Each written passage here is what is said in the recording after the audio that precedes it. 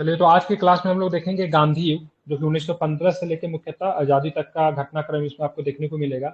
Modern history की बात करेंगे तो सबसे प्रमुख सेगमेंट जो होता है गांधी युग ही है। ठीक है, अकेले अगर मॉडर्न हिस्ट्री से अगर 20 प्रश्न अगर कहीं पे पूछा जा रहा है तो 10 से 12 प्रश्न आपको गांधी युग से ही आपको देखने को मिलेगा। गांधी युग में आपको टोटल गांधी जी का भारत आगमन से लेके भारत के आजादी तक के जितने भी घटनाक्रम थे वो सारे के सारे आपको इसमें पढ़ने को मिलेंगे। ठीक है, इंक्लूडिंग गांधी जी के द्वारा चलाए गए 3 आंदोलन, जैसे असहयोग आंदोलन 1920, सबनीय अवज्ञा आंदोलन 1930 और क्विट इंडिया मूवमेंट भारत छोड़ो आंदोलन के अलावा जितने भी गांधी जी से संबंधित जो सारी जो गतिविधियां हैं, जो सब कुछ आपको इस क्लास में आपको देखने को मिलेगा। तो चलिए आज की क्लास प्रारंभ करते हैं। बहुत ही महत्वपूर्ण क्लास आज की रहने वाली है। ठीक है, चलिए अब कोशिश करेंगे कम से कम एटलीस्ट 75 क्वेश्चन को आज हम लोग क्या करें, कंप्लीट कर ले। ठीक है, तो सबसे पहला क्वेश्चन देखेंगे। दीवान थे करमचंद गांधी गांधी जी के पिताजी थे, कहाँ के दीवान थे? ठीक है, तो ध्यान रखेंगे, तो यहाँ पे ध्यान में रखेंगे पोरबंदर के थे, राजकोट के थे, बीकानेर के थे, या फिर उपायुक्त सभी के थे, सभी के दीवान रहे थे। ठीक है, महात्मा गांधी के पिता करमचंद गांधी पोरबंदर, राजकोट और बीकानेर राज्यों के दीवान के उच्च पद पे प्रतिष्ठित थे। ये काबा गांधी के नाम से जाने जाते थे। किस नाम से जानते हैं? इनके पिताजी को क्या बोलते थे? काबा गांधी। बहुत ही सम्मान था इनका। ठीक है, ध्यान में, किस नाम से जानते थे? तो काबा गांधी के नाम से इनके पिताजी को जाना जाता था। ध्यान में रखिएगा। और ये मतलब सभी राज्यों के मतलब क्या रहे थे? दीवान रहे थे। ठीक है, पोरबंदर के भी रहे थे, राजकोट के भी रहे थे और बीकानेर के भी रहे थे। ठीक है, अब यहाँ पे देखेंगे प्रश्न, जरा इसको ध्यान से देखिएगा। निम्न में से किस कॉलेज में गांधी जी की पढ़ाई शुरू हुई थी? ठीक है, श्याम लाल दास कॉलेज भावनगर। ठीक है, ये गांधी जी का पढ़ाई की शुरुआत की बात करेंगे तो श्याम लाल दास कॉलेज भावनगर से मतलब क्या होती है? गांधी जी की पढ़ाई की मतलब क्या होती है? शुरुआत होती है। ठीक है, गांधी जी के बारे में थोड़ा हम लोग बात कर लेते हैं। तो मोहनदास करमचंद गांधी, जिनको महात्मा गांधी के नाम से भी जानते हैं, इनके गांधी बात करें, इनका जन्म की बात करें 2 अक्टूबर 1869 को गुजरात के कहाँ पे हुआ था? पोरबंदर नामक स्थान पे हुआ था। ठीक है, उन्होंने अपनी प्राथमिक शिक्षा की बात करेंगे तो पोरबंदर एवं हाई स्कूल की शिक्षा राजकोट तथा कॉलेज की शिक्षा भावनगर के श्यामलाल दास कॉलेज से ग्रहण किया था। ठीक है, अगर देखिए यहाँ पे भी दिक्कत है। प्राथमिक शिक्षा की बात करेंगे पोरबंदर से, हाई स्कूल की शिक्षा की बात करेंगे राजकोट से तथा कॉलेज की शिक्षा कहाँ? भावनगर के श्यामलाल दास कॉलेज से ग्रहण किया था। तब पश्चात 1891 में इंग्लैंड में बैरिस्ट्री की पढ़ाई पूरी करने के बाद राजकोट एवं बंबई में वकालत करने लगे थे। ठीक है, तो हालांकि इनकी वकालत चल नहीं पाई। एज ए वकील के तौर पर अगर गांधी जी की बात करेंगे तो गांधी जी फ्लॉप रहे थे, उनका वकालत नहीं चल पाया था। ठीक है, तो बैरिस्ट्री की पढ़ाई करने के लिए इंग्लैंड कब गए थे? तो 1891 में गए थे। कब गए थे? 1891 में गए थे। 1891 में गए और फिर मतलब पढ़ाई लिखाई करके मतलब क्या होता है, भारत वापस आए, तो उनकी कुछ खास चली नहीं। ठीक है, 1893 में वे दक्षिण अफ्रीका चले गए। ठीक है, ध्यान रखिए, 1800 मैं क्या बता रहा, 1891 में पढ़ाई करके वापस आए थे। ठीक है, और 1891 में वहां से लंदन से बैरिस्ट्री की पढ़ाई करके जब वहां से वापस आए तो इन्होंने अपना प्रैक्टिस करना शुरू किया। ठीक है, इंग्लैंड से राजकोट एवं बंबई में इन्होंने प्रैक्टिस करना शुरू किया था। बंबई में तो इनकी प्रैक्टिस कुछ खास चली नहीं, क्योंकि बंबई में बहुत ही दिग्गज वकील थे। तो कुछ लोगों ने सजेशन दिया से राजकोट से शुरू कीजिए, क्योंकि इनके भाई का जान पहचान था, तो उनसे कुछ इनको कस्टमर मिल जाता, ग्राहक मिल जाता जिनको लीगल एडवाइस चाहिए होता है। लेकिन राजकोट में भी इनकी कुछ खास नहीं चलती है। ठीक है, तो 1893 में वो फिर कहाँ चले जाते हैं? तो दक्षिण अफ्रीका चले गए, जहां उन्होंने भारतीयों के खिलाफ हो रहे रंग भेद का मतलब क्या किया? विरोध किया। तो वहां अफ्रीका में नटाल इंडियन कांग्रेस की स्थापना की। साथ में फिनिक्स फॉर्म, जो कि दक्षिण अफ्रीका में इन्होंने क्या किया था? तो फिनिक्स फॉर्म की स्थापना की थी। कई बार पूछा जाता है। ठीक है, साथ आप देखोगे तो टॉलस्टॉय फॉर्म की भी स्थापना की थी, तथा द इंडियन ओपिनियन, जो कि 1903 में एक समाचार पत्र थी, जो कि यहाँ से संपादन करना इन्होंने प्रारंभ किया था। ठीक है, तो इंडियन ओपिनियन दक्षिण अफ्रीका से इन्होंने शुरू किया था। कब शुरू किया था? तो 1903 में शुरू किया था। दक्षिण अफ्रीका में गांधी जी के राजनीतिक आंदोलन में मुसलमानों ने भी मतलब क्या की थी? सक्रिय भागीदारी निभाई। गांधी जी ने पंजीकरण प्रमाण पत्र के विरुद्ध 1906 में केप टाउन में सत्याग्रह किया था। ठीक है, जॉन रस्किन की पुस्तक है अंतु दी लास्ट। कई बार पूछा जाता है कि प्रसिद्ध उद्धरण व्यक्ति का कल्याण सबके कल्याण में नहीं थे, जो कि गांधी जी को काफी अधिक प्रभावित करता है। ठीक है, तो गांधी जी की बात करेंगे तो रस्किन की किस पुस्तक से प्रभावित है? तो अंतु दी लास्ट। क्या नाम था पुस्तक का? तो पुस्तक का नाम था अंति डू लास्ट से काफी अधिक गांधी जी क्या थे? प्रभावित है। ठीक है, Gandhi ji Henry David thorough Jain धर्म से अत्यधिक प्रभावित है। ठीक है, तो साथ में देखेंगे हेनरी डेविड थॉरो से भी प्रभावित है, रस्किन से भी प्रभावित है। अगर पूछेगा किस धर्म से प्रभावित है, तो वैष्णव धर्म तो था ही इनका, लेकिन जैन धर्म से भी काफी अधिक ये प्रभावित है। गांधी जी ने जनवरी 1915 में 21 वर्ष के बाद भारत वापस लौटे। ठीक है, तो 93 में गए थे। ठीक है, वापस कब लौटे? 1915 में भारत वापस लौटे। ठीक है, ध्यान में आपको रखना है। गांधी जी ने दक्षिण अफ्रीका में अनुभव 1893 से 1914 के बारे में निम्नलिखित में से कौन सा कथन सही है? दक्षिण अफ्रीका में गांधी जी राजनीतिक आंदोलन में मुस्लिम व्यापारी सक्रियता से जुड़े थे, तो बिल्कुल ठीक है, कोई दिक्कत नहीं, इसमें मुस्लिमों की भी भागीदारी रही थी दक्षिण अफ्रीका में। और गांधी जी से आपका बीपीएससी हर साल एक क्वेश्चन पूछता है।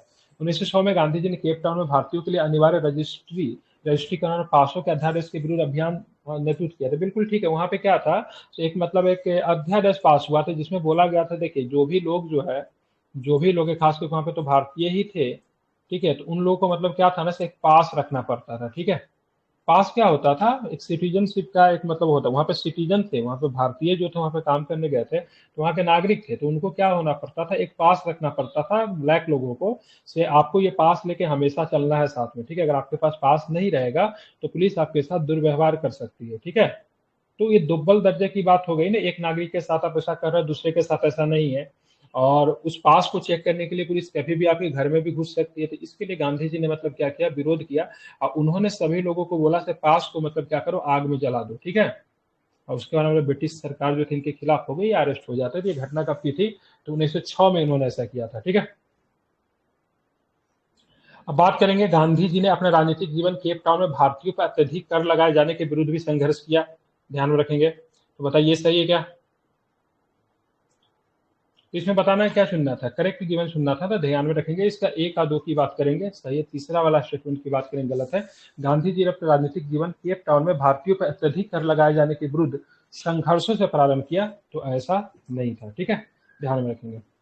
अब यहाँ पे देखेंगे, महात्मा गांधी ने 1906 में दक्षिण अफ्रीका में द पैसिव रेजिस्टेंस एसोसिएशन का सर्वप्रथम निर्माण निम्नलिखित में से किससे आरंभ किए जाने के विरुद्ध अभियान संगठित करने के लिए किया था? तो पोल टैक्स था, पंजीकरण प्रमाण पत्र था, तो क्या था, पंजीकरण प्रमाण पत्र। वही पंजीकरण प्रमाण पत्र क्या था, जैसे आप बाहर अभी जाओगे, मान लीजिए आपको कभी जाने का सौभाग्य हो, अमेरिका आप चले गए, ठीक है, तो वहां पे आप कहीं भी जाइएगा ना, तो आप पासपोर्ट को होटल में छोड़ के नहीं आ सकते, भले ही आपके पास पासपोर्ट है, लेकिन आप अगर पासपोर्ट को बिना लिए कहीं रोड पे अगर घूम रहे, पुलिस आपको तुरंत अरेस्ट कर सकती है, क्योंकि भाई आप वहाँ के नागरिक नहीं हो, तो आपके लिए प्रमाण पत्र क्या है, आपके पासपोर्ट ही तो आपके पास प्रमाण पत्र से आप टूरिस्ट वीजा पे आए हो। ठीक है, तो क्या हुआ, तो आप तो वहाँ पे विदेशी हो ना। लेकिन अगर मान लीजिए आप ही के देश में, जबकि यहाँ पे जो ब्लैक लोग जो थे, भारत से लोग जो गए थे, ठीक है, उन सब वहाँ के नागरिक बन चुके थे, गिरफ्तिया मजदूर के तौर पे वहाँ पे काम करने के वहाँ पे नागरिक बन गए। अब उनके साथ बोला जा रहा था आपको हमेशा एक प्रमाण पत्र लेके घूमना है। ठीक है, और वहां पे जो व्हाइट लोगों के साथ ऐसा कोई नियम नहीं था, तो इसीलिए गांधी जी ने सबको बोला आप इसके लिए संघर्ष कीजिए, अपने लड़ाई के लिए लड़िए। इसीलिए उन्होंने 1906 में पंजीकरण प्रमाण पत्र के विरुद्ध सबसे पहले मतलब क्या किया था, रजिस्टेंस किया था। ठीक है, फिनिक्स बस्ती की बात करेंगे। ठीक है, फिनिक्स बस्ती का संस्थापक इनमें से कौन था? तो महात्मा गांधी ने फिनिक्स आश्रम की स्थापना की थी। ठीक है, आप चलेंगे आगे, देखेंगे आगे कौन सा प्रश्न, where is Phoenix Farm? Phoenix Farm कहाँ था? ये डरबन में था, कई बार पूछा जाता। फिनिक्स फार्म कहाँ पे था, ध्यान रखेंगे, डरबन में था। कहाँ पे था? दक्षिण अफ्रीका के डरबन में, ध्यान में रखिएगा, महत्वपूर्ण है। ठीक है, अब आते हैं, मतलब फिनिक्स फार्म की स्थापना किसने की थी? तो फिर से महात्मा गांधी ने फिनिक्स फार्म की स्थापना इन्होंने किया था। ठीक है, महात्मा गांधी ने कहा था कि उनकी कुछ सबसे गहन धारणाएं हैं, अनटू दी लास्ट नामक पुस्तक में प्रतिबंधित होती है, और इन पुस्तक में उनके जीवन को बदल डाला। इस पुस्तक का वह संदेश क्या था जिसको गांधी जी को बदल डाला? ध्यान रखेंगे, तो व्यक्ति का कल्याण सबके कल्याण में नहीं थे। ठीक है, अगर सबका कल्याण होगा तो ही मतलब क्या होगा, व्यक्ति का कल्याण होगा। ठीक है, अब गांधी जी के बारे में यही सारी बातें जो है सब डीपीएसपी राज्य के नीति निर्देशक तत्व में भी आप देखने को मिलते हो, जहाँ पे एक लोक कल्याणकारी राज्य की बात की जाती है। लोक कल्याणकारी राज्य क्या है, मतलब सभी का कल्याण होना। ठीक है, नीचे से नीचे के लोग जो गरीब से गरीब लोग हैं उनका कल्याण होना। जब उनका कल्याण हो जाएगा तो ही मतलब क्या होगा, मनुष्य का कल्याण होगा। मतलब कि नहीं कि एक से दो लोगों का कल्याण नहीं है, ठीक है, नीचे से नीचे के लोग, मतलब एकदम बॉटम अप्रोच रखते हुए सभी का कल्याण करना है, तभी मतलब व्यक्ति का कल्याण सबके कल्याण में निहित है। ठीक है, ये अनटू द लास्ट में था, ये बातें गांधी जी को बहुत प्रभावित करती थी, जो कि किसके द्वारा लिखा गया था? ठीक है, रस्किन के द्वारा। किसके द्वारा?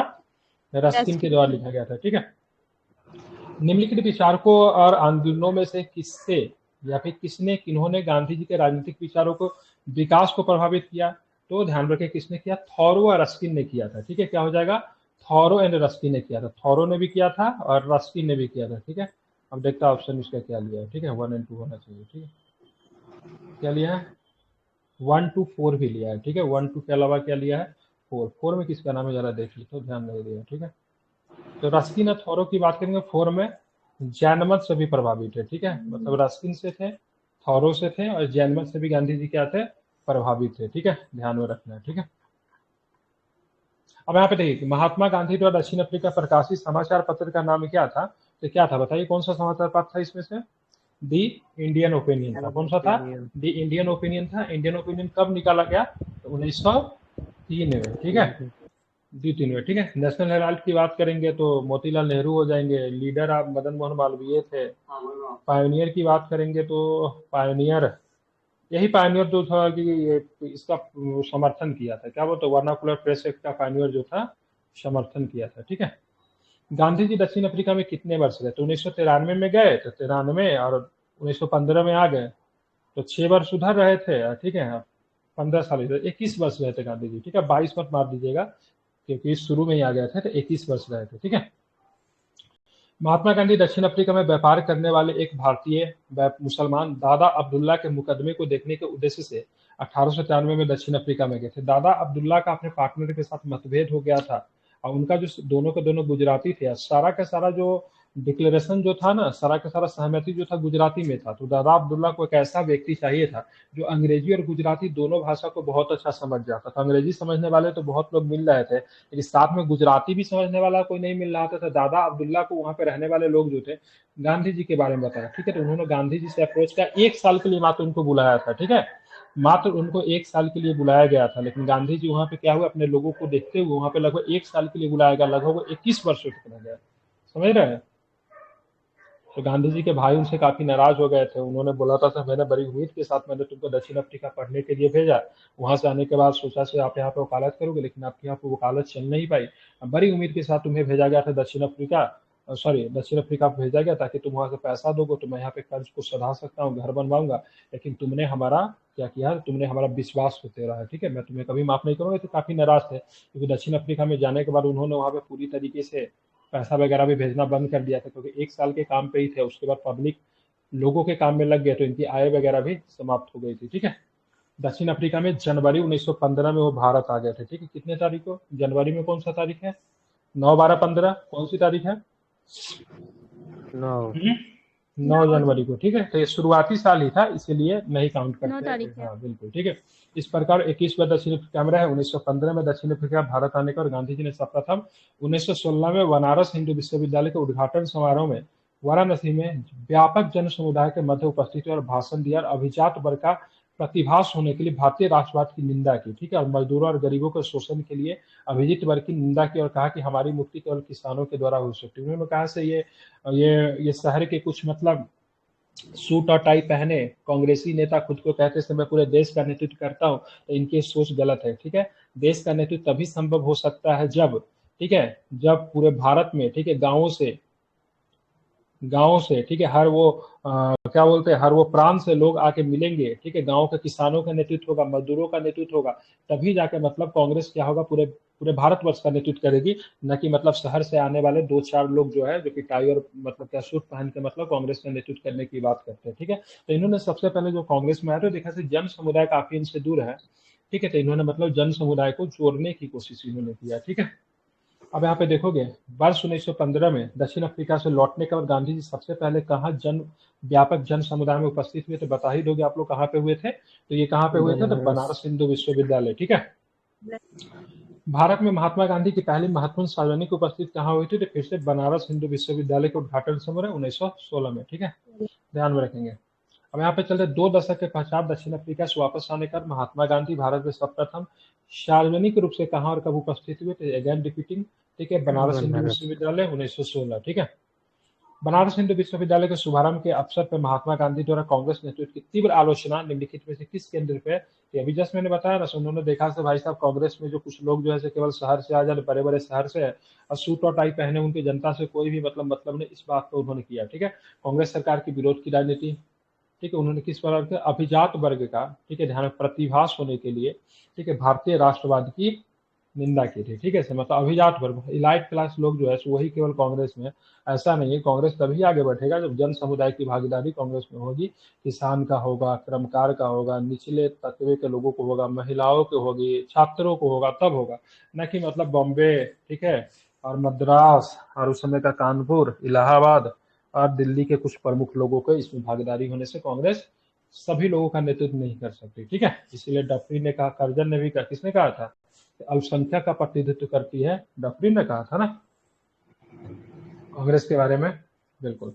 और बनारस हिंदू विश्वविद्यालय के शुभारंभ पर महात्मा गांधी से भाषण के संबंध में निम्नलिखित में से कौन सा कथन सही है? उन्होंने भारतीय प्रवर जनों पर आरोप लगाया कि उनमें मजदूरी करने वाले गरीबों के प्रति चिंता का अभाव। बिल्कुल ठीक है। उन्होंने जोर देकर कहा हमारी मुक्ति केवल किसानों के द्वारा हो सकती है, ठीक है। उन्होंने अस्पृश्यों की दुर्दशा पर भी विशेष बल दिया। उन्होंने अमदावाद के मिल मालिकों को, ठीक है, उठाने का वचन दिया, ठीक है। तो पहला वाला भी ठीक लग रहा है, किसान वाला के बारे में भी तो बोला था, उसे देखते इसका आंसर क्या लिया है, ठीक है। तो इसका आंसर लिया है बी लिया है, ठीक है, मतलब वही फर्स्ट एंड सेकेंड ऑप्शन लिया है, ठीक है। क्या लिया है? फर्स्ट एंड सेकेंड ऑप्शन, मतलब किसान वाला ले लिया था और एक अभिजात वर्ग को उन्होंने टारगेट किया था वो लिया होगा, ठीक है। मतलब ये लिया, ठीक है। और एक उन्होंने कौन सा लिया? किसान वाला। दोनों वाले को बोला तो भाई साहब कांग्रेस की मुक्ति या फिर हमारी मुक्ति या फिर कांग्रेस सभी लोगों का प्रतिनिधित्व तभी कर सकती है जब वो गांव से किसानों को जोड़ देगी, ठीक है। बिना किसान को जुड़े हुए कांग्रेस सभी लोगों का प्रतिनिधित्व नहीं कर सकती, ठीक है। मतलब जन आंदोलन तो कभी भी संभव नहीं हो सकता, ठीक है। महात्मा गांधी दक्षिण अफ्रीका से भारत किस वर्ष लौटे? तो बता ही देंगे आप लोग, तारीख थी 9 जनवरी 1915 की, ठीक है। अब आते हैं भारत की स्वतंत्रता आंदोलन के दौरान महात्मा गांधी द्वारा साबरमती आश्रम किस नगर के बाहर स्थापित किया गया? तो अहमदाबाद के बाहर में किया, कोरछब नामक एक जगह था वहां पर स्थापित किया गया था, देगा भी यहाँ पे, ठीक है। अब देखें महात्मा गांधी ने मई, ठीक है, महात्मा गांधी मई 1915 ईस्वी में अहमदाबाद में साबरमती नदी के किनारे साबरमती आश्रम की स्थापना की। इसे सत्याग्रह आश्रम कहा जाता है, ठीक है। कब? 1915 में। ध्यात हो कि जनवरी 1915 में महात्मा गांधी ने दक्षिण अफ्रीका भारत अपनी पुस्तक हिंद स्वराज में उन्होंने व्यापक रूप से अपने सिद्धांतों की व्याख्या की है तथा उन्होंने रचनात्मक कार्यों के लिए अहमदाबाद में साबरमती आश्रम की भी स्थापना की थी। हिंद स्वराज उन्होंने 1909 में लिखा था, ठीक है। इंडियन ओपिनियन दक्षिण अफ्रीका से कब लिखा था? 1903 में उन्होंने इंडियन ओपिनियन लिखा था, ठीक है। ध्यान में रखेंगे, तारीख दोनों महत्वपूर्ण है, पूछा जाता है एग्जाम में, आप इसे ध्यान में रखिएगा, ठीक है। और मैं सबको बोलता हूँ घर से पहले पढ़ के आने के लिए, फिर डिस्कशन में पार्टिसिपेट करने के लिए बोलता हूँ, ठीक है। तो घर से एक बार सभी लोग पढ़ कर आइए, पीडीएफ ग्रुप में प्रोवाइडेड है, ध्यान में रखिएगा। ये अच्छी किताब इसलिए क्योंकि इसमें घटना चक्र के अलावा भी बहुत एक्स्ट्रा कुछ दिया हुआ है, इसे एक भी प्रश्न आपको बाहर एग्जाम में आपको नहीं देखने को मिलेंगे, ठीक है। महात्मा गांधी ने अहमदाबाद के निकट साबरमती के किनारे एक आश्रम बनाया जिसे क्या कहा जाता है? तो उसे सत्याग्रह आश्रम कहते हैं। क्या कहते हैं उसको? क्या बताएंगे? तो उसके सत्याग्रह आश्रम उसको कहा जाता है। कौन सा आश्रम? सत्याग्रह आश्रम कहा जाता है, इसे आप ध्यान में रखिएगा, महत्वपूर्ण है, ठीक है। चलिए 20 नंबर क्वेश्चन देखते हैं।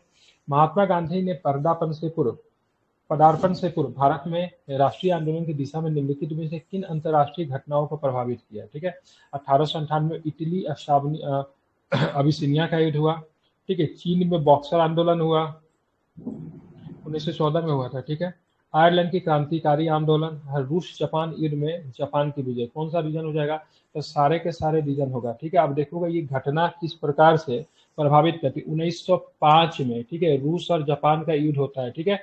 रूस बेचारा इतना सा है, ठीक है, जापान बेचारा इतना सा भी नहीं होगा, ठीक है। और उसने जापान को, रूस को कूट दिया, ठीक है। तो इससे पता क्या चला, से देश बड़ा छोटा नहीं होता, देश अगर संयुक्त हो और उनके अंतर्गत मतलब भावना हो तो बड़ा से बड़ा देशों को हराया जा सकता है, ठीक है। ये घटना बहुत अधिक महात्मा गांधी बोलते हैं, महात्मा गांधी से पहले जन आंदोलन को काफी अधिक प्रभावित हुआ। उसका आयरलैंड की क्रांति आंदोलन, आयरलैंड में ऑलरेडी होम रूल चल रहा था, ठीक है। एनी बेसेंट आयरलैंड से आई थी ना, तो आयरलैंड भी ऑलरेडी उस समय ब्रिटेन का पार्ट था, वो ऑलरेडी वहां से बाहर होने की बात कर रही थी। ये घटना हो गया। एक ही घटना जो था, एक ही घटना ये देखिए, चीन में बॉक्सर आंदोलन हुआ, ठीक है। तो बॉक्सर क्या था? चीनी गवर्नमेंट कई लड़ाई लड़ी थी, ठीक है। चीनी सरकार जो थी कई लड़ाई लड़ी थी, ब्रिटेन से सारे के सारे हार गई थी।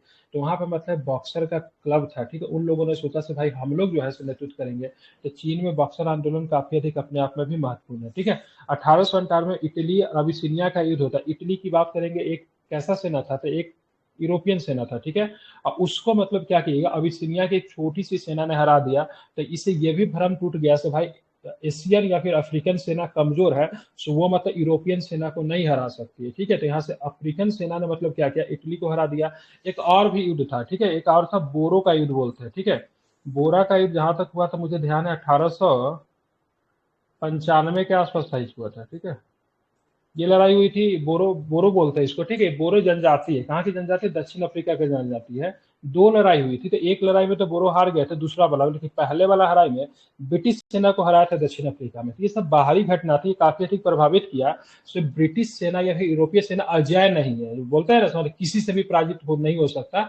ऐसा कुछ नहीं, छोटा छोटा देश भी बड़े बड़े देशों के सेना को हरा सकती है, या फिर यूरोपियन सेना को पराजित किया जा सकता है। तो ये बहुत अधिक मतलब था, ये सब क्या किया, प्रभावित किया, ठीक है। तो यहाँ पे देखें, महात्मा गांधी 1915 में दक्षिण अफ्रीका से भारत वापस आए। 1917 में सर्वप्रथम चंपारण में राष्ट्रीय आंदोलन का पदार्पण किया, ठीक है। तो गांधी जी का जो भारत में जो शुरू होता है, ठीक है, 1995 सॉरी 1917 में होता है। महात्मा गांधी के राष्ट्रीय आंदोलन में शामिल होने के लिए पूर्व भारतीय स्वतंत्रता आंदोलन उग्रवादी चरण का प्रवेश हो गया था, ठीक है। मैंने क्या बोला था, जैसे आप देखोगे गांधी जी के आने से पहले ऑलरेडी भारत में कौन सा चल रहा था, तो वहां पे उग्रवादी चरण ऑलरेडी मतलब क्या था, प्रारंभ हो गया था, ठीक है। युवा आंदोलनकारी ताकत के बल पर, ठीक है, अंग्रेजी सत्ता को उखाड़ फेंकने की चुनौती दे रहे थे। युवाओं ने इस कार्य में प्रेरणा इटली अबिसिनिया का युद्ध 1898 में, जिसमें अबिसिनिया जीत गया था। अबिसिनिया छोटा सा देश था बेचारा, ठीक है, उपनिवेश था। किसका उपनिवेश था? इटली का उपनिवेश था। उसने इटली की पिटाई कर दी। चीन के बॉक्सर आंदोलन हुआ, आयरलैंड में क्रांतिकारी का आंदोलन 1950 में, ठीक है, रूस जापान युद्ध में जापानी सेना की विजय जैसे अंतर्राष्ट्रीय घटना काफी अधिक क्या किया, प्रभावित हुआ। सबसे ज्यादा जो प्रभावित जो किया, जापान जैसे छोटे देश का रूस पे फर्ज, बोला ना, रूस बहुत बड़ा देश था। और अभी रूस देखिए दुनिया का सबसे बड़ा देश है, ठीक है। लेकिन उस समय रूस क्या था, तो उस समय तो रूस में तो यूएसएसआर हुआ, उस समय तो रूस और भी बड़ा था। हालांकि यूएसएसआर तो 1920 के बाद बनता है, लेकिन उस समय भी रूस बहुत बड़ा था। जापान बहुत छोटा सा देश था, ठीक है। और 1905 में उसने मतलब क्या किया, रूस को मतलब पराजित कर दिया, ठीक है। तो ये घटना जो थी, लोगों के मानसिकता को बदला से भाई बड़े सेना को छोटे सेना के द्वारा पराजित नहीं किया जा सकता, ठीक है। महात्मा गांधी के राजनीतिक गुरु तो आप लोग जानते हैं, जी के गोखले, गोपाल कृष्ण गोखले साहब की बात करें, महात्मा गांधी के राजनीतिक गुरु थे, उनके बारे में हम लोग बहुत कुछ पढ़ चुके हैं, ठीक है। गोपाल कृष्ण गोखले को पहली बार राजनीति में 1889 में इलाहाबाद में हुए कांग्रेस अधिवेशन में प्रवेश किया, ठीक है। गोखले उदारवादी होने के साथ साथ सच्चे राष्ट्रवादी भी थे। गर्म दल के लोगों ने इन्हें दुर्बल हृदय का सुधारवादी दिया, अंग्रेजों ने छिपा हुआ राजद्रोही कहा था, ठीक है। मतलब कहीं के नहीं थे। मतलब एक तो राष्ट्रवादी जो उग्रवादी जो थे, उन्होंने भी इनका विरोध किया, दुर्बल हृदय का सुधारवादी कहा। और अंग्रेज जो थे, इनको क्या बोलते थे, अंग्रेज जो थे छिपा हुआ राजद्रोही कहकर इनको संबोधित किया। 1905 में बनारस में कांग्रेस अधिवेशन की अध्यक्षता भी की थी, ठीक है, ध्यान रखेंगे। तो 1905 में बात करेंगे, बनारस में कांग्रेस अधिवेशन की इन्होंने क्या किया था, अध्यक्षता किया था।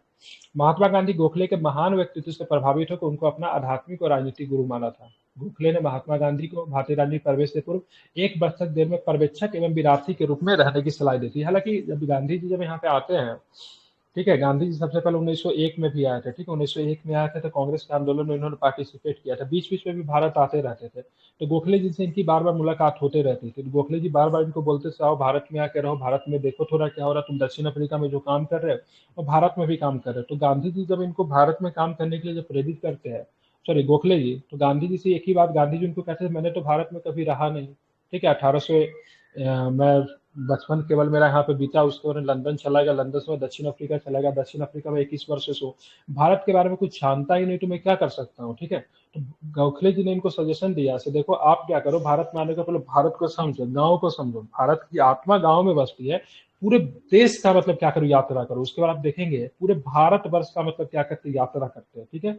1916 से लेकर 1917 तक मतलब क्या करते, पूरे भारत वर्ष का यात्रा करते, जगह जगह पे जाते, जगह जगह की समस्या को देखते हैं, अब पूरे देश को समझते हैं। जब पूरे देश को जब समझ जाते, तब जाकर 1920 का असहयोग आंदोलन आपको देखने को मिलता है।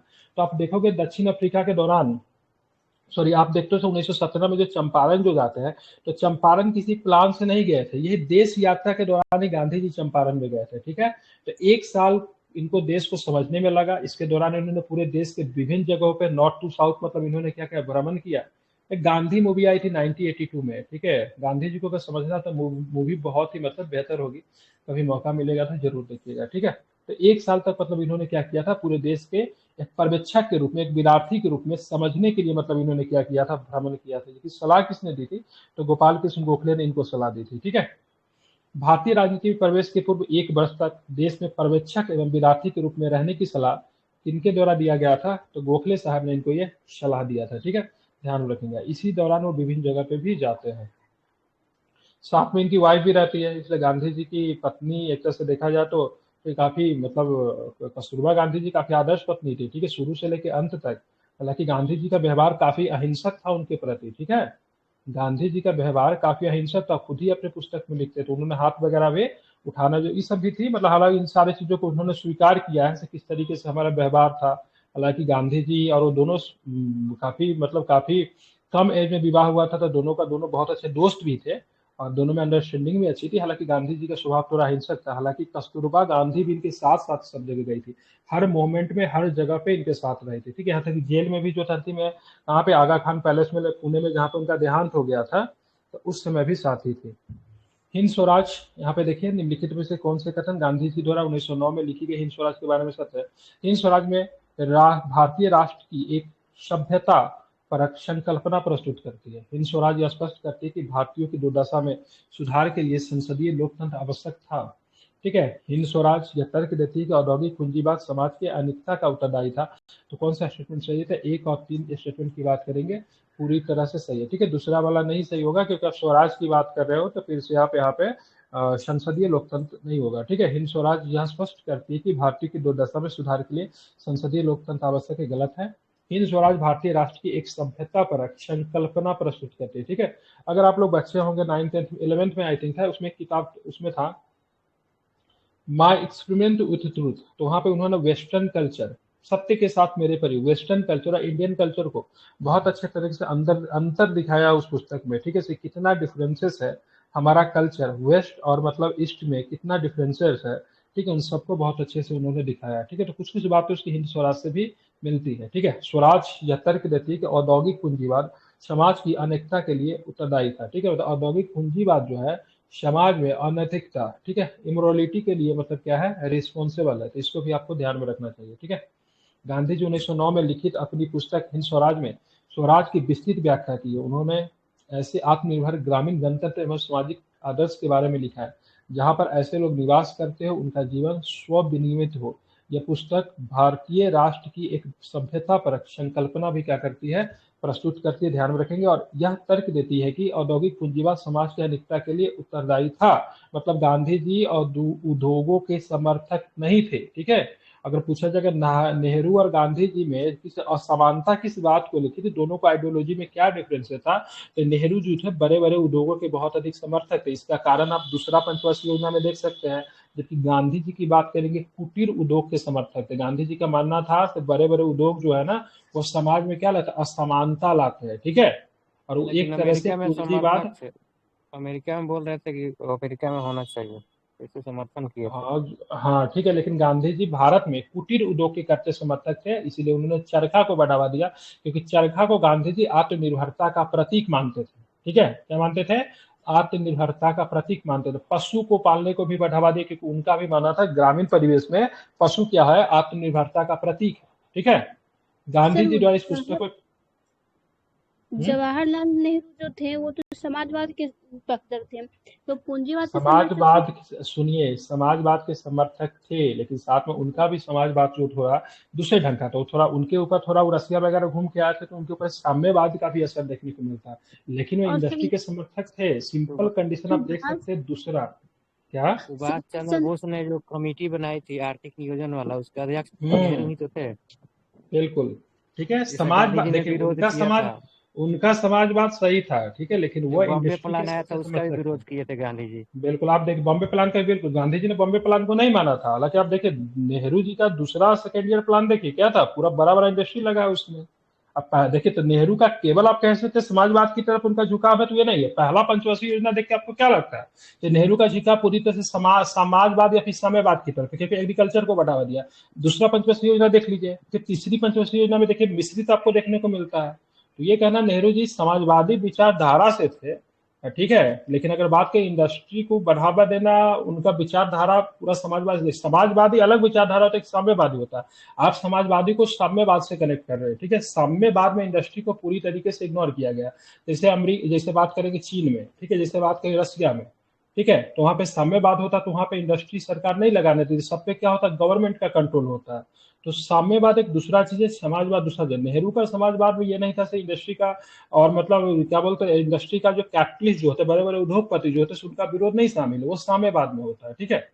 चलिए, हालांकि गांधी जी थे कुटीर उद्योग के करते समर्थक थे, ठीक है, इसको ध्यान में रखना। गांधी जी इंडस्ट्रियलाइजेशन के खिलाफ थे, ठीक है। चलिए, गांधी उसके बाद बात करेंगे। ज्ञात हो कि गांधी जी ने दक्षिण अफ्रीका प्रथम बार सत्याग्रह का प्रयोग किया जो सत्य व अहिंसा के सिद्धांतों पर आधारित था। तो गांधी जी ने सत्याग्रह का सबसे पहले प्रयोग की बात करेंगे दक्षिण अफ्रीका में किया था। अगर पूछा गांधी जी ने सबसे पहले, ठीक है, सबनियम अज्ञान आंदोलन का प्रयोग कहां पर किया, तो चंपारण में किया था 1917 में, ठीक है। अगर कभी पूछे गांधी जी के द्वारा चलाया गया पहला जन आंदोलन कौन था, तो 1917 का जन आंदोलन नहीं होगा, 1920 वाला असहयोग आंदोलन जो था सबसे पहला जन आंदोलन होगा, ठीक है, ध्यान रखिए। कृषक मूवमेंट की बात करेंगे तो 1917 वाला ही होगा। चलिए, महात्मा गांधी का हिंद स्वराज तत्वत क्या है, ठीक है, तो पश्चिमी आधुनिकता की एक आलोचना है, बिल्कुल ठीक है। इसमें पश्चिमी आधुनिकता की एक आलोचना किया गया है। मैंने बोला इनकी एक और भी किताब आती है, सत्य के साथ मेरे प्रयोग, ठीक है, और 10th क्लास या 11th क्लास में साथ पढ़ना था, 11th या 12th में भी होगा, ठीक है। तो उसमें भी इन्होंने आधुनिकता का, पश्चिमी आधुनिकता का काफी अधिक मतलब उन्होंने क्या किया है, आलोचना किया है, ठीक है।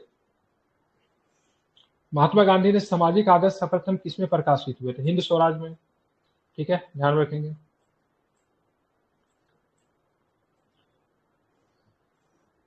चलिए, हिंद स्वराज होगा, ठीक है। आप देखेंगे निम्न में से गांधी जी के राम राज्य के युगल सिद्धांत कौन थे, ठीक है, तो सत्य और अहिंसा जो था इनके राम राज्य के, ठीक है, ट्रूथ एंड नॉन वायलेंस जो थे इनके ट्विन प्रिंसिपल थे, ठीक है, जिसको बोलते हैं युगल सिद्धांत थे।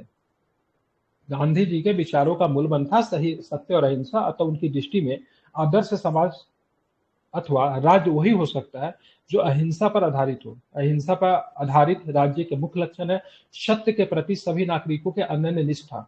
ऐसा राज्य आत्मनिर्भर राज्य समुदाय का संघ होगा, इसमें ऐच्छिक सहकारिता, परस्पर समान एवं शांतिपूर्ण अस्तित्व पे क्या होगी, आधार होगी।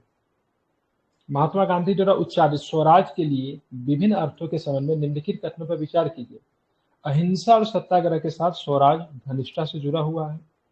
स्वराज के दो अभिप्राय, एक राजनीतिक और एक राजनीतिक के क्षेत्र के परे मतलब बाहर, ठीक है। स्वराज कुछ ऐसा है जिसे प्राप्त करने के लिए समय और धैर्य आवश्यक होता है, ठीक है। संकल्प के साथ स्वराज को सरलता शीघ्रता से प्राप्त किया जा सकता है। सारे ही सही लग रहे हैं, क्या सही है, ठीक है, 1 2 3। संकल्प के साथ स्वराज को सरलता और शीघ्रता से प्राप्त किया जा सकता है, इसको गलत लिया है, बाकी 1 2 3 स्टेटमेंट सही है, ठीक है। देखिए, गांधी जी ने स्वराज का अर्थ अपने कई लेखों और कई उल्लेखनीय रूप से 1909 में हिंद स्वराज में पुस्तक में उन्होंने बताया था, ठीक है। इनकी पुस्तक आई थी हिंद स्वराज 1909 में। उसमें स्वराज का विवेचनात्मक निबंध के रूप में व्यक्त किया। गांधी जी के अनुसार स्वराज एक पवित्र शब्द है जिसका अर्थ है आत्मशासन और आत्मसंयम। स्वराज प्राप्त करने के लिए समय और धैर्य क्या है, आवश्यक है, ठीक है। शीघ्र नहीं हो सकता है, समय भी चाहिए और मतलब क्या चाहिए, धैर्य भी चाहिए, ठीक है। अहिंसा और सत्याग्रह के साथ स्वराज में घनिष्ठता से जुड़ा हुआ है। स्वराज के दो अभिप्राय है, ठीक है, एक राजनीतिक और एक राजनीतिक क्षेत्र से परे, ठीक है, ध्यान रखिएगा। अब यहाँ पे देखेंगे, यहाँ पे और भी कुछ स्टेटमेंट हुआ है। हिंद स्वराज में महात्मा गांधी ने व्यक्ति और साथ ही समाज के लिए उत्तम जीवन की संकल्पना का निरूपण किया है।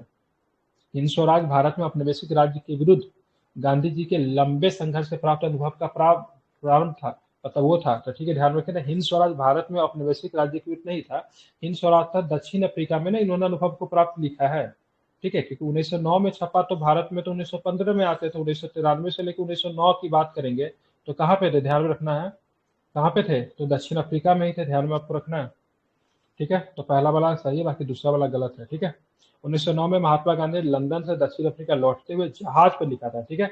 अब गुजराती भाषा में हिंदुस्तानियों के, ठीक है, हिंसावादी पंथ को और उसी विचारधारा वाले दक्षिण अफ्रीका के वर्ग के लिए जवाब के रूप में हिंद स्वराज का पुस्तक लिखा था। जो गांधी जी 1909 में जब ये पुस्तक लिख रहा है तो भारत का माहौल कैसा है, इसमें बंगाल का बंटवारा हो चुका है। बंगाल बंटवारा के बाद एक होता है क्रांतिकारी गतिविधि आपको देखने को मिलता है, उग्रवाद अपने चरम पे होता है। 1909 में ही मतलब अनंत कनहरे के द्वारा जैक्सन को गोली मार दी जाती है। पूरे देश में क्या था, एक क्रांतिकारी माहौल था। तो वैसे कंडीशन में, ठीक है, हिंदुस्तानी जो थे, भारतीय हिंसावादी पंथ जो थे, तो हिंसावादी के समर्थक जो थे, या दक्षिण अफ्रीका में भी कुछ ऐसे लोग जो थे, उनको टारगेट करते हुए पुस्तक को लिखा था। ये पुस्तक हिंद स्वराज आपको गुजराती भाषा में लिखी, कैसे लिखी हुई है, तो गुजराती भाषा में ये पुस्तक लिखी हुई है, ध्यान में रखना है, महत्वपूर्ण है। और उसके बाद 1909 में लिखा हुआ, कहाँ पे, लंदन से कहाँ जा रहे थे, लंदन से दक्षिण अफ्रीका जा रहे थे, ठीक है। और पहली वाली बात तो नहीं से आज बैठे कल उतर गए, कभी कभी जहाज में 3-3 महीना 4-4 महीना चलना पड़ता था, ठीक है। तो उस दौरान इन्होंने पुस्तक लिखी थी। इस पुस्तक में गांधी जी ने व्यक्ति और समाज के उत्तम जीवन की संकल्पना प्रस्तुत की। यह पुस्तक गांधी जी के लिए दक्षिण अफ्रीका में किए गए संघर्षों के अनुभव पर आधारित था, न कि भारत में, ठीक है, ध्यान में रखना। अब यहाँ पे देखेंगे, एक स्वस्थ शरीर का मतलब है ऐसा शरीर जो अपनी आत्मा के वशीभूत होता है और एक उपकरण की एक सदैव इसकी सेवा के लिए तत्पर था। ये उपयुक्त कथन किसका है? तो ध्यान रखिए गांधी जी के। गांधी जी शरीर के प्रति काफी अधिक समर्पित थे, ठीक है। जब ये छात्र जीवन में ही थे तो इन्होंने मतलब व्यायाम वगैरह करना प्रारंभ कर दिया था, ठीक है, और अपने छात्र जीवन में ही काफी समय निकाल लेते थे, ठीक है, व्यायाम के लिए भी और थोड़ा दौड़ने वगैरह के लिए भी समय निकालते थे। तो शरीर के प्रति काफी अधिक इनका। और दक्षिण अफ्रीका में भी मतलब क्या होता था, ये मतलब इनको जो ऑफिस वगैरह जाना होता था तो वहाँ से 2-3 किलोमीटर चलना पड़ता था, तो गाड़ी वगैरह नहीं लेते, तो पैदल ही चले जाते थे, ठीक है। कभी कभी धूप होता था तो ये गाड़ी वगैरह लेते थे, लेकिन शाम के समय तो हमेशा पैदल ही आते थे, सैर पे भी निकल जाते थे। शरीर, स्वस्थ शरीर इनके लिए काफी अधिक मैटर करता था, ठीक है। तो महात्मा गांधी के अनुसार एक स्वस्थ शरीर का मतलब ऐसा शरीर जो अपनी आत्मा के वशीभूत हो और एक उपकरण की तरह सदैव इसकी सेवा के लिए तैयार। मतलब स्वस्थ शरीर का मतलब है ऐसा शरीर जो आपके आत्मा के कंट्रोल में हो, ठीक है। उनके अनुसार ऐसा शरीर फुटबॉल के मैदान में नहीं बनता, बल्कि कृषि भूमि एवं खेतों में बनता है, ठीक है। तो इन्होंने मतलब क्या किया, व्यायाम को मतलब किससे जोड़ दिया? तो व्यायाम को गांव से, गांव के कल्चर से इन्होंने जोड़ दिया। इसमें महत्व किनको दिया? कृषि और भूमि एवं खेतों को महत्व दिया, जिससे लोग देखे तो एक तरह से इनसे जुड़ाव महसूस करे, ठीक है। तो इन्होंने बोला था भाई साहब फुटबॉल के मैदान में ऐसा शरीर नहीं बनता है, ठीक है। वर्तमान संदर्भ में आप जिम से जोड़ सकते हैं, ठीक है। इसको कृषि भूमि और खेतों से मतलब इन्होंने इसको जोड़ा, ठीक है। गांधी जी खुद ही अपना काम किया करते थे, जैसे मतलब उनके पास एक बकरी हुआ करता था, तो उनके लिए जो सेवा वगैरह जो होते तो खुद करते थे, छोटा मोटा काम जो भी था खुद करते थे, ठीक है। झाड़ू वगैरह भी खुद लगा लेते थे, ठीक है। तो इनका शुरू से ही मतलब इनसे इनका मानना था से आप जो जो समय जो आपके पास बचता है उनका अपने दैनिक कामों में कराओ, तो इससे आपका व्यायाम भी हो जाएगा और उससे आपका स्वस्थ शरीर भी रहेगा, ठीक है। एस के गांधी समर्थक थे, ठीक है, एम के गांधी समर्थक थे। तो दार्शनिक अराजकतावाद के, आदर्शवाद के, श्रेणी समाजवाद के, या फिर मार्क्सवादी समाजवाद के, बताइए किसके थे? क्या हो जाएगा इसका? दार्शनिक अराजकतावाद के, ठीक है। मार्क्सवाद के समर्थक तो हो नहीं सकते, क्योंकि मार्क्सवाद के समर्थक होने का तो साम्यवादी होना है। तो गांधी जी साम्यवादी नहीं थे। अब देखिए मार्क्सवाद क्या कहता है जरा समझिएगा, ठीक है। ये साम्यवादी विचारधारा की बात करेंगे तो क्या बोलता है? साम्यवादी विचारधारा जो कहता है, तो मान लो किसी के पास 1 लाख रुपया का फोन है, ठीक है। तो 1 लाख रुपया का फोन एक आदमी के पास है, बाकी किसी के पास कुछ भी नहीं है, तो उसके 1 लाख रुपया का फोन उसे छीन लो, ठीक है। जबकि मतलब क्या करता है, छीन कर क्या करो, मजदूरों में बांट दो। जबकि मतलब एक समाजवाद का विचारधारा ये कहता है भाई अगर किसी के पास 1 लाख का फोन है, ठीक है, तो वैसे उसको वो नहीं करना है, ठीक है। मतलब इस तरह का व्यवस्था तैयार करना है सबके पास 1 लाख का फोन नहीं हो, लेकिन सबके पास काम चलाने के लिए 10-10 हजार का फोन 10 लोगों के पास जरूर हो जाना चाहिए। तो साम्यवाद छीनने को सिखाता, समाजवाद बांटने को सिखाता है, ठीक है। तो दोनों में बहुत ही बेसिक अंतर है, ठीक है, इसको समझना चाहिए। और साम्यवाद जो होता है कभी भी, ठीक है, कभी भी मतलब क्या होता है ना, से कैपिटलिस्ट की बात नहीं करता है, ठीक है, मजदूरों की बात करता है। और उनको बोलता है संसाधन जो है संसाधन पे पूरी तरीके से, ठीक है, मजदूरों का अधिकार है। और क्या होना चाहिए? पूंजी क्या होना चाहिए? संयुक्त होना चाहिए, जो पूंजी सब में बंटना चाहिए, ठीक है। समझ ना, इस पे साम्यवाद काम करते। तो गांधी जी का ऐसा विचारधारा नहीं था। मोहनदास करमचंद गांधी दार्शनिक अराजकतावाद के समर्थक थे। दार्शनिक अराजकतावाद राजनीतिक विज्ञान की वो विचारधारा जिसमें राज्य की उपस्थिति को अनावश्यक माना जाता है। अब देखिएगा, बिना राज्य के अगर कल्पना करेंगे तो किसी भी बिना राज्य के अराजकता फैल जाएगा। बोलोगे सर राज्य क्या है? तो देखिए, जब तक आप तैयारी कर रहे हो तो क्या हुआ कि आम आदमी हो, ठीक है, लेकिन जिस दिन भी आप में से कोई अधिकारी बन गया तो आप राज्य बन जाएंगे, ठीक है। जब आप तैयारी कर रहे हो तो एक आम आदमी हो, लेकिन जैसे ही आप दरोगा बन गए, ठीक है, एसडीएम बन गए, कुछ भी बन गए, ठीक है, तो आप क्या हो गए? आप स्टेट हो गए, ठीक है। तो गांधी जी का मानना था से देखिए, किसी भी प्रकार का, ठीक है, राज्य नहीं होना चाहिए, मतलब सरकारें नहीं होनी चाहिए, ठीक है। इस तरह का व्यवस्था करो सब लोग खुद ही मतलब अपना संचालन मतलब खुद ही कर ले, ठीक है। राम राज की कल्पना करने से जिसमें सभी लोगों के पास सब कुछ हो, ठीक है। जो मान लीजिए सभी लोगों के पास सब कुछ जब होगा तो लोग क्राइम क्यों करेंगे, चोरी क्यों करेगा? जब सबके पास, अगर मान लीजिए आपके पास भी 10 रुपया, मेरे पास भी 10 रुपया है, सबके पास 10 रुपया है, तो कोई चोरी क्यों करेगा? जो लोगों की आवश्यकता जब पूर्ति होती रहेगी तो चोरी कोई नहीं करेगा, वैसे कंडीशन में क्राइम भी नहीं होगा। तो गांधी जी इस तरह का मतलब रामराज का कल्पना करते थे, जिसमें किसी प्रकार राज्य नहीं था, सरकारें नहीं थी, प्रशासन नहीं था, न्यायपालिका नहीं था, हालांकि ये एक तरह का यूटोपियन बात हो गया। यूटोपियन का मतलब होता है इस तरह की कल्पना करना जो कि कभी भी संभव नहीं है, ठीक है। जैसे मैं कहने लगूँ से आज मैं हाथ को ऐसे से ऊपर करूंगा तो आकाश पे उड़ने लगूंगा, ठीक है, तो एक तरह का यूटोपियन हो गया, ठीक है, जो कभी भी संभव नहीं हो रहा। तो इस तरह का राज्य की बात करेंगे, ठीक है, गांधी जी चाहते थे, जो कि संभव नहीं था, ठीक है। इसे ही वो राम राज्य कहते थे, या फिर उसे ग्राम स्वराज्य की अवधारणा के रूप में स्पष्ट करते थे।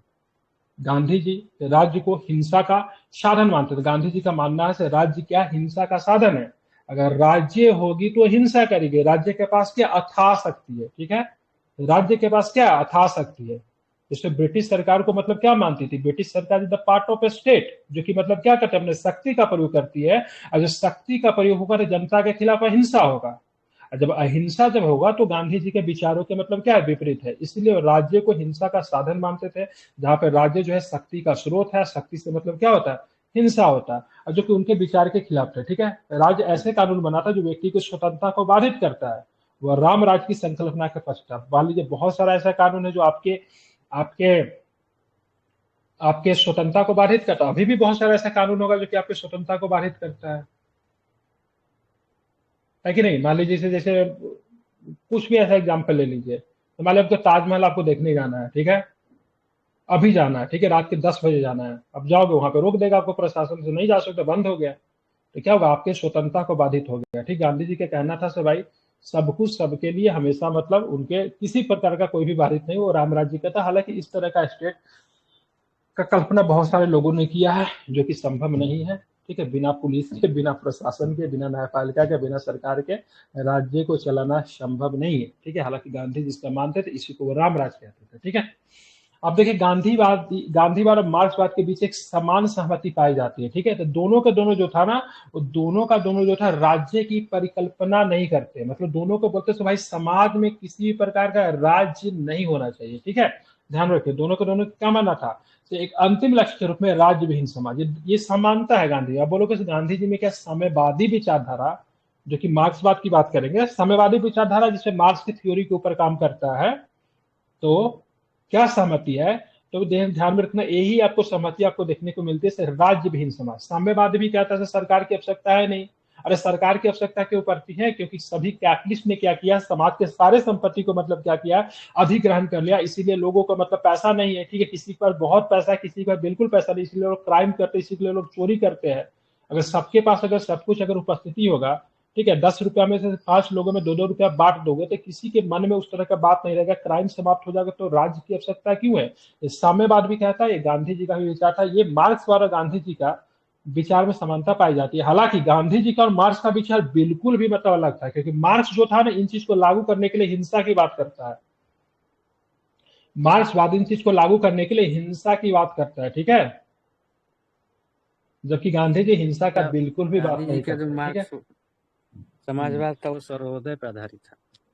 बिल्कुल हाँ, ठीक है, मतलब सभी लोगों का होना चाहिए, ठीक है, समझे, सभी लोगों का उदय, सर्वोदय, ठीक है। महात्मा गांधी और मार्क्स की विचारधारा में दो विपरीत विचारधारा थी। जहां गांधी जी लोकतंत्र को भारत और दुनिया के लिए अनुकूल मानते थे और सत्य और अहिंसा के पक्ष रहते, वही मार्क्सवाद लोकतंत्र को पूंजीवाद से जोड़ता था। उनका मानना था लोकतंत्र जो है पूंजीवाद को बढ़ावा देता है। मार्क्सवाद का विचारधारा कई देशों में हिंसक बीज बो दिए, ठीक है। मतलब मार्क्सवाद का ही कहना है भाई साहब से, जब लोगों का जब जन्म होता है तो देखिएगा तो क्या होता है, नया सृजन होता है, तो उस समय भी मतलब क्या है, ब्लीडिंग होता है, ठीक है। जन्म के समय भी ब्लीडिंग होता है। इसी तरह से नया क्रांतिकारी आपको लाना है, नया क्रांति लाना, तो इसके लिए ब्लड बात होना चाहिए, ठीक है, हिंसा होना चाहिए। तो ये मार्क्सवादी विचारधारा है, जो कि आगे चल के आप मार्क्सवादी विचारधारा से आगे चल के माओवादी विचारधारा बना। आप देखें मतलब कितना ज्यादा मतलब चीन में मतलब हिंसा हुआ, तो मार्क्सवादी से निकल के अलग अलग विचारधारा बना, लेकिन शुरुआती मार्क्सवाद ही था। तो इसे काफी अधिक हिंसा था, लेकिन दोनों में एक समानता क्या थी, दोनों राज्य विहीन समाज की परिकल्पना करती थी। इसलिए गांधीवादी में मार्क्सवाद को अराजकतावादी माना जाता है, ठीक है। अराजकतावादी मतलब किसी भी प्रकार के गवर्नमेंट को स्टेबिलिटी को सपोर्ट ना करे, ठीक है, उसको अराजकतावादी कहें। जैसे हम बोलेंगे सारे ये पुलिस खत्म है, पुलिस क्या हटाओ, ठीक है, गवर्नमेंट का करेंसी को हम डिमांड नहीं करेंगे, ठीक है, गवर्नमेंट का कोई भी नियम को नहीं, हम संविधान को नहीं मानते, ठीक है, तो ये सब क्या होगा, अराजकतावादी हो गया, ठीक है। चलो आप देखेंगे महात्मा गांधी के सत्याग्रह के दर्शन के विषय में निम्नलिखित में से कौन सा कथन सही है। सत्य और अहिंसा दो इसके महत्वपूर्ण संगठन थे, ठीक है। सत्याग्रह के अनुयायी बुराई का प्रतिरोध करेंगे परंतु बुरा करने वाले को घृणा नहीं करेंगे। बिल्कुल ठीक है।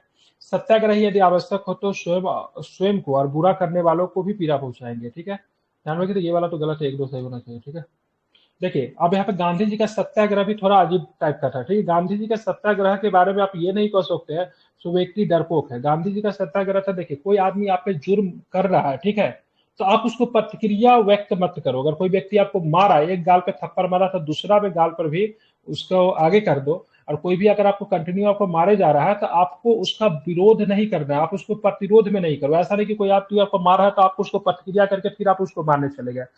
और दूसरी बात, जब ये मन में जब आप ये चल रहा है, कोई आदमी को मार रहा है, आप ये सोच रहे हो अगर हम इसको नहीं रोके और इस क्रम में आपकी जान चली जाएगी तो फिर आप अच्छा सत्याग्रही या फिर आप सच्चे सत्याग्रही नहीं बन सकते। आपके मन में ये चीज आना ही नहीं चाहिए। ठीक है, मतलब आपके मन में ये आना चाहिए कि ये व्यक्ति हमें मार रहा है, लेकिन हम जब इसका किसी प्रकार का प्रतिरोध नहीं करेंगे तो इस व्यक्ति का हृदय परिवर्तन होगा और इनका मन क्या हो जाएगा, एक समय के बाद शांत हो जाएगा और ये मुझे छोड़ देगा। जबकि इसके अगर आपके मन में ये ख्याल अगर आ गया कि व्यक्ति हमें मार रहा है, ठीक है, अगर मारते मारते अगर मार दे हमें, ठीक है, फिर भी इसका मन अगर नहीं बदले तो हमारी तो मृत्यु हो जाएगी। अगर ये ख्याल अगर आपके मन में आ गया तो फिर आप एक सच्चे सत्याग्रही नहीं बन सकते। ठीक है, तो गांधी जी का जो सत्याग्रही जो था, सत्याग्रही अनुयायी के बुराई का प्रतिरोध करेंगे परंतु बुरा करने वाले से घृणा नहीं करेंगे। मतलब बताएंगे तो आप बुराई तो कर रहे हो लेकिन बुरा करने वाले के साथ घृणा नहीं करना। ठीक है, उनसे नफरत नहीं करना। ठीक है, मतलब उनका आचरण गलत हो सकता है लेकिन वो व्यक्ति गलत नहीं है। ठीक है, दूसरी बात, सत्य और अहिंसा इसके दो महत्वपूर्ण संगठन, ये भी सही है। तीसरा स्टेटमेंट जो था, सत्याग्रह यदि आवश्यक हो तो स्वयं और बुरा करने वालों को भी पीड़ा पहुंचाएंगे, तो ऐसा नहीं था। बुरा करने वाले पे पीड़ा तो पहुंचाना नहीं है। ठीक है, आपके मन में विचार भी नहीं आना चाहिए। ठीक है, तो ये आपके दो कथन आपके सही हो गए। ठीक है, आप देखेंगे इसको आगे देखते हैं। ठीक है, करमचंद गांधी जिसके लिए सर्वाधिक जाने जाते हैं, मोहनदास करमचंद गांधी जिनके लिए सर्वाधिक जाने जाते हैं, तो भारतीय स्वतंत्रता को प्राप्त करने से निष्क्रिय विरोध करने के लिए सर्वाधिक जाने जाते हैं। ठीक है, इसके निष्क्रिय विरोध क्या होता है ये, तो गांधी जी अपने विचारों में सत्याग्रह पे बहुत बल दिया और उनके सत्याग्रह अपने तरीकों का समावेश है, जैसे सत्याग्रहियों द्वारा संकल्प लेना, प्रार्थनाएं करना और व्रत करना। ठीक है, गांधी जी कई बार मतलब देखते थे व्रत रखते थे, भूख हड़ताल करते थे।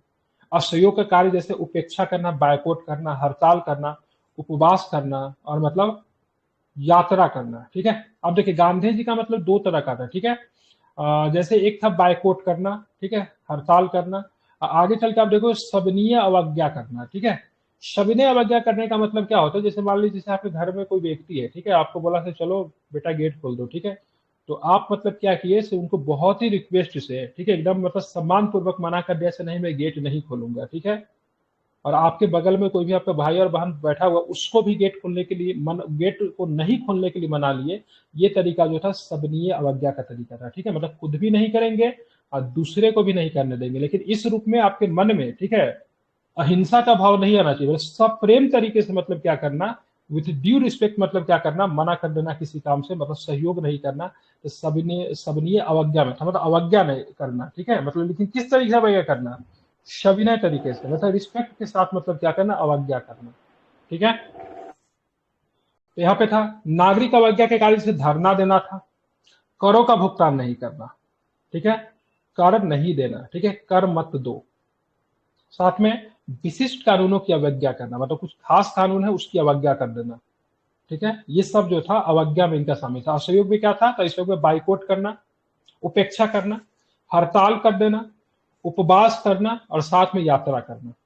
आप बोलोगे सर यात्रा करने से क्या होता है, बहुत मैटर करता है। गांधी जी कहीं कहीं यात्रा करते थे, झाड़ू वगैरह लगा लेते थे, उसको रचनात्मक कार्य के अंतर्गत उन्होंने मतलब जोड़ के रखा था। इससे क्या होता है, समाज के सभी वर्गों का जुड़ाव होता था। अभी भी आप देखिए कि बहुत सारे नेता लोग होगा, ठीक है, आप हम झाड़ू लगाते कोई मैटर नहीं करता। गांव देहात में देखिएगा कोई नेता लोग होगा, आगे झाड़ू लगाना होगा, देखिएगा उसके साथ 3,000 4,000 आदमी मतलब जुड़ जाता है। ठीक है, यही है, तो गांधी जी रचनात्मक कार्य में इनको ना जोड़ कर रखा था। साथ में समाज सुधार और रचनात्मक कार्य में क्या करते थे, तो समाज सुधार, सामाजिक सेवा, रचनात्मक कार्य जैसे था अस्पृश्यता का उन्मूलन किया, अनटचबिलिटी जिसको शिक्षा को बढ़ावा दिया, कुटीर उद्योग और ग्रामीण विकास इत्यादि जो थे उनके रचनात्मक कार्य थे। ठीक है, ये सब जो थे गांधी जी के तीनों के तीनों मोमेंट जो थे उन सबसे मतलब क्या था, इनका जुड़ाव था। ठीक है, अब यहाँ पे देखोगे और क्या है, महात्मा गांधी ने निम्नलिखित में से कौन सी राजनीतिक रीति रिवाजों का समावेश किया था, ब्रिटिश को अर्जी देना, विलेज रिकंस्ट्रक्शन, ग्राम पुनर्निर्माण, घेराव करना और उपवास करना। ठीक है, तो इसका लिया है 1, 2, 4। ठीक है, ये घेराव नहीं किए थे, ये थे, ये थे, ये थे। उपवास तो ये खूब करते थे। ग्रामों का पुनर्निर्माण, गांधी जी के कहना था भारत की आत्मा गांव में बसती है। ठीक है, विकास मतलब क्या होना चाहिए, शहर से गांव में न जाए, गांव से लेकर शहर में विकास होना चाहिए। ठीक है, ये तो गांधी जी की था। ब्रिटिश को अर्जी भी देते थे, पटिशन टू द ब्रिटिश, कई बार इन्होंने पत्र लिखा था ब्रिटिश सरकार को।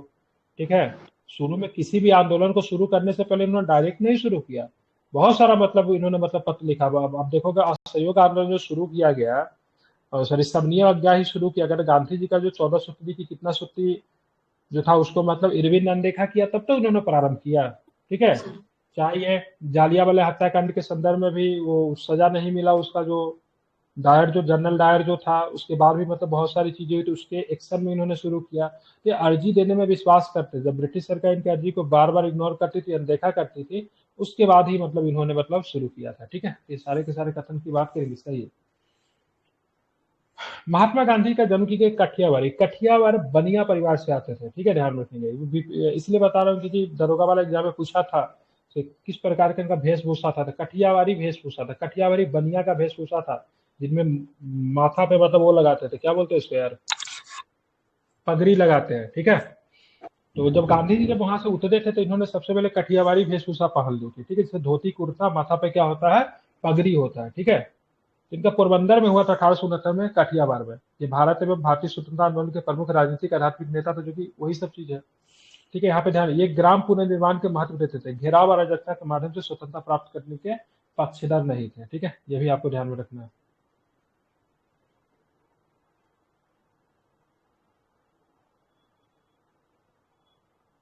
अब चलते आगे। ठीक है, भारत में नियोजित विकास का विरोध किसने किया, तो भारत में नियोजित विकास का विरोध तो महात्मा गांधी। ठीक है, ध्यान रखेंगे किसका किया, महात्मा गांधी। महात्मा गांधी ने भारत में नियोजित विकास का विरोध किया था।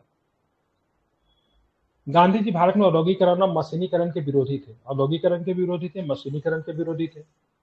वो कुटीर और ग्रामीण उद्योग के समर्थक थे, ग्राम को अर्थव्यवस्था की आधारभूत इकाई मानते थे, और मशीनों के स्थान पर मानव श्रम को अधिक महत्व देते थे।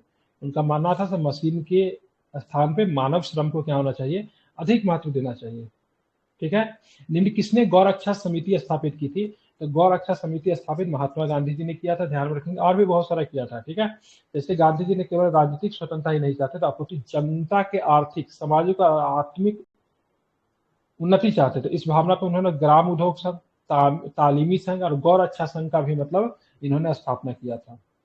एम के गांधी ने निम्नलिखित में से भारतीय राष्ट्रीय कांग्रेस के अधिवेशन में किसमें एक शपथ में भाग लिया था, तो मैं 1901 वाला अधिवेशन में इन्होंने भाग लिया था। 1901 वाला अधिवेशन में जब ये आए थे, ऐसे दिनसा बाचा होना चाहिए इसके राष्ट्रीय अध्यक्ष, कौन थे इसके, हाँ, दिनसा बाचा से मिले थे, तो इनका कुछ बातें थी, दक्षिण अफ्रीका में जो मूवमेंट वगैरह चला रहे थे, तो वहां पे कुछ बातें थी जो कि चाहते थे जो कांग्रेस इस मुद्दा को मतलब क्या पहुंचाए, तो मतलब इस समिति में मतलब ये अधिवेशन में मतलब कांग्रेस उस मुद्दा को रखे। तो महात्मा गांधी शपथ 1901 में आयोजित, ठीक है, कांग्रेस के कलकत्ता अधिवेशन में पार्टिसिपेट किए थे, और इस अधिवेशन की अध्यक्षता दिनसा बाचा ने की थी, जो कि बड़े विद्वान पर्सन थे। महात्मा गांधी 1924 में कांग्रेस के बेलगांव अधिवेशन के अध्यक्ष भी चुने गए थे।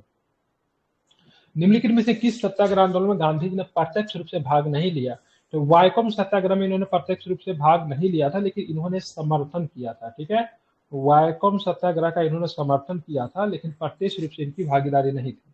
1915 में गांधी जी अहमदाबाद के निकट साबरमती आश्रम की स्थापना की। अप्रैल 1970 में बिहार में स्थित जिला चंपारण में किसानों पर किए जा रहे अत्याचार के खिलाफ आंदोलन किया। 1918 में गुजरात के खेरा में कर न देने का आंदोलन चलाया गया। असहयोग आंदोलन गांधी जी ने 1 अगस्त 1920 को प्रारंभ किया। वायकम सत्याग्रह त्रावणकोर में गांव में स्थित एक बड़े मंदिर में दलित वर्ग के प्रवेश के लिए चलाया गया था। ठीक है, दलितों को, ठीक है, त्रावणकोर केरल में पड़ता है, वहां पे प्रवेश नहीं था, जिसको गांधी जी ने प्रत्यक्ष भाग नहीं लिया था। गांधी जी स्वदेशिया में 1905 में भाग नहीं लिए थे। रॉलेटिव 1919, खिलाफत आंदोलन 1919 एवं असहयोग आंदोलन 1920 में, समन्वय आंदोलन 1930 से लेकर 32 ईस्वी, व्यक्तित्व सत्याग्रह 1940 में, भारत छोड़ो आंदोलन 1942 ईस्वी का नेतृत्व भी इन्होंने किया था। 1916 में होम रूल आंदोलन का नेतृत्व बाल गंगाधर तिलक और एनी बेसेंट ने पृथक पृथक रूप से किया था, जो कि पिछले क्लास में हम लोगों ने इसके बारे में पढ़ा था, इसके बारे में आप लोग को जानकारी है ही। ठीक है,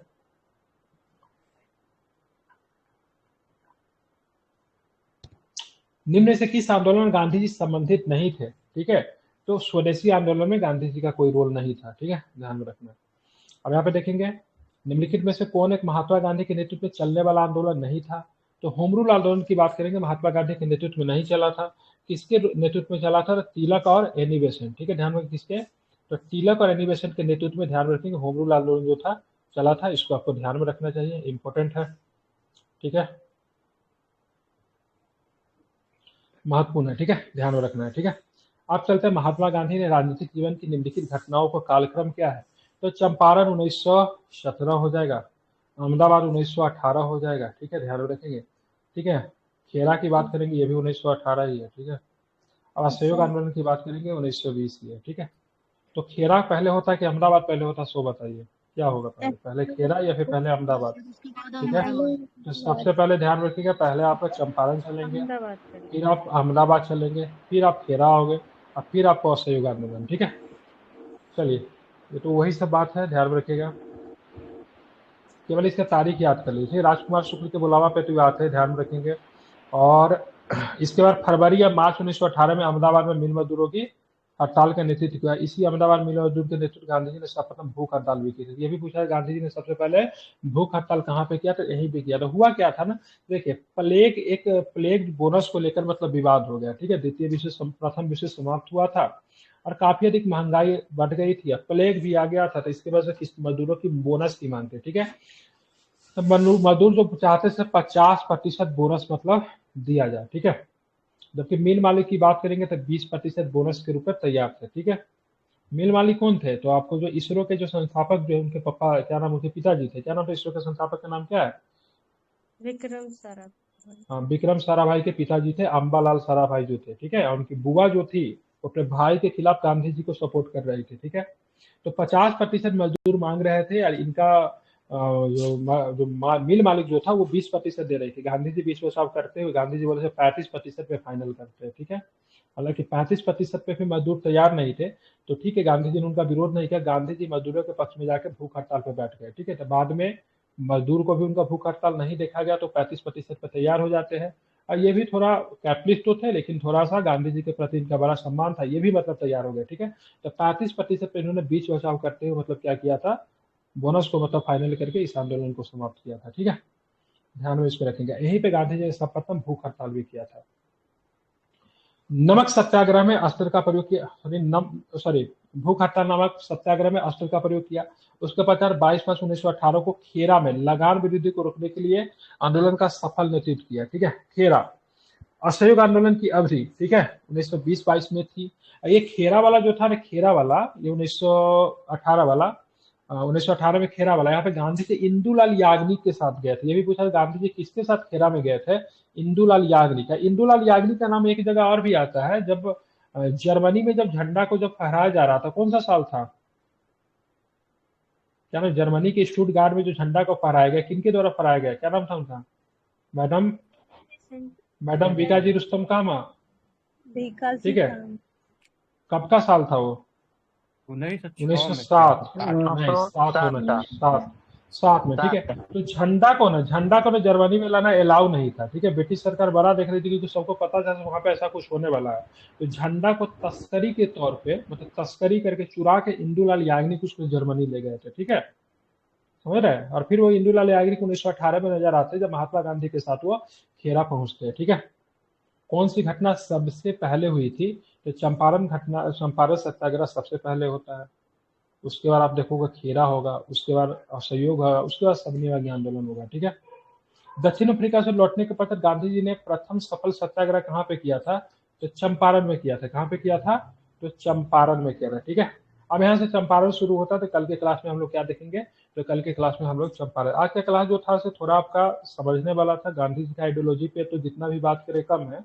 गांधी जी ऑलरेडी एक फिलोसफी का उनका सब्जेक्ट किया था। मोतिहारी आपका यहाँ पे चंपारण में जो यूनिवर्सिटी, कौन सा, बापू धाम मोतिहारी में यूनिवर्सिटी है, उनके सब्जेक्ट के ऑनर्स पीजी वगैरह लोग करते हैं। उनका बहुत सारा आइडियोलॉजी है, तो उसके बाद थोड़ा हम लोग ने बात की, इसलिए लंबा चला गया। कल हम लोग सीधे सीधे इसको करते हुए निकल जाएंगे, क्योंकि आइडियोलॉजी वाला चैप्टर क्या हो गया, समाप्त हो गया। ठीक है, तो कल हम लोग चंपारण वगैरह सब कुछ हम लोग देखेंगे। ठीक है, तो कल आप लोग चंपारण वगैरह देख लीजिएगा। चंपारण से ज्यादा क्वेश्चन होगा नहीं, तो 20-25 क्वेश्चन तो रहता ही है। ठीक है, चंपारण से जो इनका बुलावा जो आया था, इनको बुलावा झंडा जो था ना सर, झंडा का डिजाइन सावरकर और श्यामाजी कृष्ण इन्होंने तैयार किया। श्यामाजी हाँ कृष्ण वर्मा, हाँ, इंदुलाल भारत याग्निक पिता और उसको लेकर गए थे। ये लोग डिजाइन किए थे तस्करी जब कर भाषण में। और ये चंपारण से जो इनको बुलावा जो आता है, ठीक है, राजकुमार शुक्ल जी के यहाँ से बुलावा मतलब आता है, ठीक है, वो ले जाते बुला के। वो किस गांव के रहने वाले थे राजकुमार शुक्ल जी, चंपारण के? मुरली भरावा सर मुरली भरावा। ये पूछा हुआ कई बार क्वेश्चन है, मुरली भरावा गांव के लोग, ठीक है। और उनका जीवन भर का प्रतिनिधि जो अंग्रेज अधिकारी जो था वहाँ का, उसका नाम क्या था?